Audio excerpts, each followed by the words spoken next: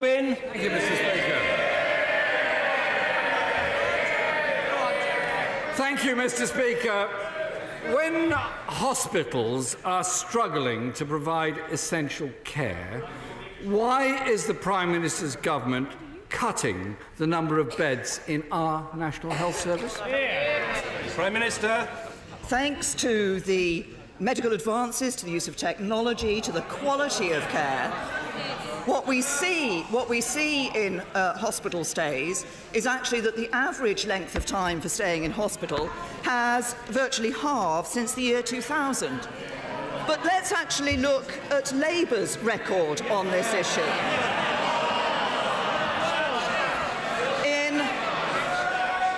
In the last 6 years of the last Labour government, 25,000 hospital beds were cut. But we don't even need to go as far back as that. Let's just look at what was Labour's policy before the last election. Because before the last election, the Right Honourable Member for Lee, a former Labour Shadow Health Secretary, said the following: "What I'd cut are hospital beds." Labour policy cut hospital beds. Jeremy Corbyn. Mr. Speaker, in 2010, there was the highest ever level of satisfaction with the National Health Service delivered by a Labour government. The British Medical Association tells us, Mr. Speaker, the British Medical Association, its doctors, that 15,000 beds have been cut in the last 6 years, the equivalent of 24 hospitals, and as a result, we have longer waiting times at A&E, record delayed charges, and more people on waiting lists. The Prime Minister claims the NHS is getting the money it needs, so why is it that 1 in 6 of A&E units in England are set for closure or downgrading? Prime Minister. Right Honourable Gentleman, what is happening and what has happened since 2010 in A&E. We see 1,500 more emergency care doctors. That includes 600 more A&E consultants. We've got 2,400 more paramedics. We have more people being seen in accident and emergency every single week under this government. What the NHS... He talks about what the NHS needs. What the NHS needs is more doctors. We're giving it more doctors. What it needs is more funding. We're giving it more funding. What it does not need is a bankrupt economy, which is exactly what Labour would give it. Jeremy Corbyn. Mr. Speaker, I asked the Prime Minister why 1 in 6 A&E units are currently set for closure or downgrading. She didn't answer. One of the problems, and she well knows this, is the £4.6 billion cut to social care, which has a knock-on effect.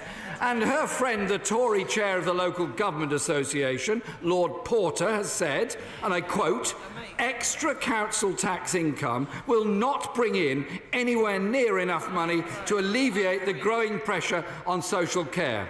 2 weeks ago, we found out about the sweetheart deal with Tory Surrey.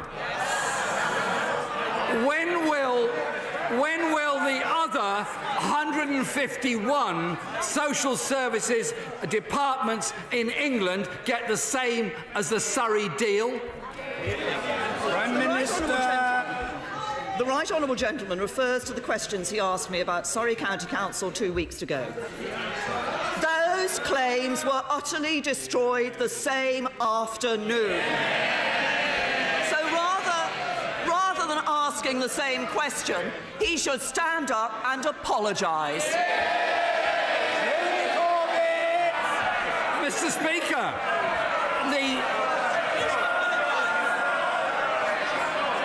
Mr. Speaker, far from apologising, it's the Prime Minister who ought to be reading her correspondence and answering the letter from 62 council leaders representing social services authorities who want to know if they're going to get the same deal as Surrey as they are grappling with a crisis which has left over 1 million people not getting the social care they need. Mr. Speaker, we opposed the Tory cuts in the NHS which involved scrapping of nurses' bursaries because we feared it would discourage people from entering training. Her government said removing funding for nurses' bursaries would create an extra 10,000 training places in this Parliament. Has this target been met? Prime Minister. There are 10,000 more training places available for nurses in the NHS. But the right honourable gentleman talks about the amount of money that is being spent on the National Health Service. It is this Conservative government that is putting the extra funding into the NHS. And I remind the right honourable gentleman that we are spending £1.3 billion more on the NHS this year than Labour planned to do if they'd won the election. Jeremy Corbyn. Mr. Speaker, my questions were about the social services funding to pay for social care. No answer. My questions were about the number of nurse training places that are being brought in. No answer. In reality, 10,000 fewer places have been filled because there are fewer applications. There is a problem being built up for the future. And in addition to that, the Royal College of Midwives estimates there's a shortage of 3,500 midwives in England, and the Royal College of Nursing warned the nursing workforce is in crisis. And if fewer nurses graduate in 2020, it will exacerbate what is already an unsustainable situation. Will the Prime Minister at least commit herself to reinstating the nurses' bursary? Minister. The right honourable gentleman asked me a question about nursing training places, which I answered. I have to say to him, if he doesn't like the answer he gets, he can't just carry on asking the same question if I've answered it previously. He's talking about all these issues in relation to what is happening in the NHS. Let's just look at what is happening in the NHS. We have 1,800 more midwives in the NHS since 2010. We have more people being seen in accident and emergency since 2010. We have more operations taking place every week in the National Health Service. Our National Health Service staff are working hard. They're providing a quality of care for patients up and down the country.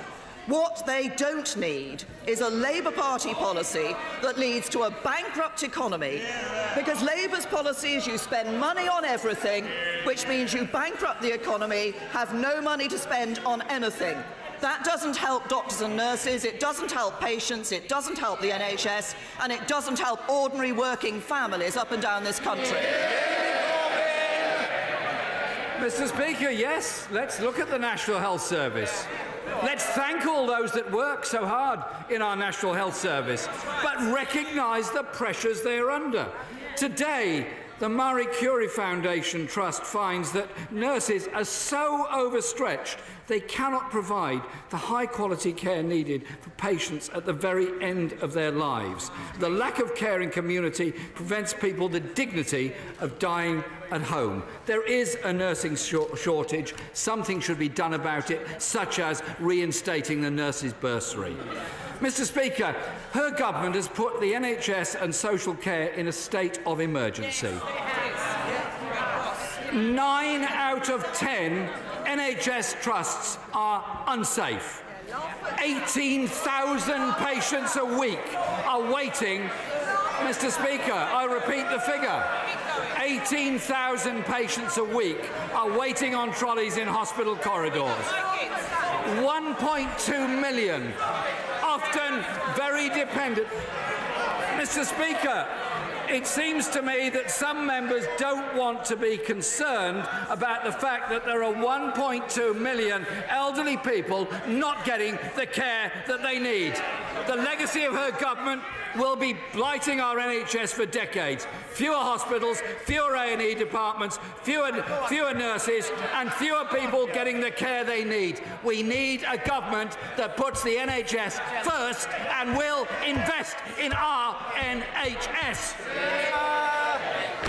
first of all, I have to say to the right honourable gentleman that he should consider correcting the record, because 54% of hospital trusts are considered good or outstanding, quite different from the figure that he has shown. Secondly, I will take no lessons on the NHS from the party. The Deputy Leader of the Labour Party says we should take lessons from the NHS. I won't take any lessons from the party that presided over Mid-Staffs Hospital and the day when it happened in Mid-Staffs Hospital.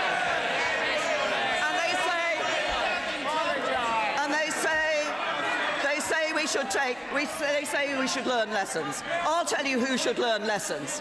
It's the Labour Party, who still fail to recognise if you're going to fund the NHS, and we are putting more money in, there are more doctors, more operations, more nurses. If you're going to fund the NHS, you need a strong economy. But now we know Labour have a different sort of phrase now for their approach to these things. Remember, Labour used to talk about boom and bust? Now it's no longer boom and bust, it's borrow and bankrupt. Yeah!